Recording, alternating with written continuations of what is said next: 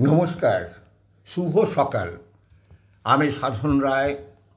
আজ এসেছি তোমাদের মাঝে এমন একটা শব্দ নিয়ে, সবাই তাকে নিজের জীবনে ধরে রাখতে চায়,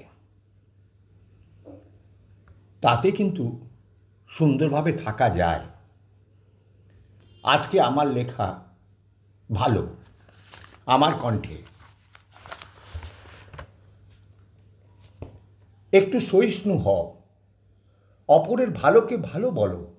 কি আছে, শুধু তো মুখেই বলবে, অন্তর থেকে নাইবা বললে। কেউ তো ঝেঁকে দেখছে না। দেখবে, কাউকে ভালো বললে তোমার মন ভালো থাকবে।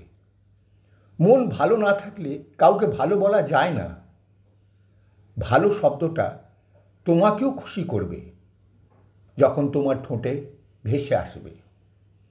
ভালো বলতে শেখো, এতে তোমার কোনো ক্ষতি নেই, তুমি ভালো থাকবে। তোমার চারপাশে ভালোর আকাশ তৈরি হবে।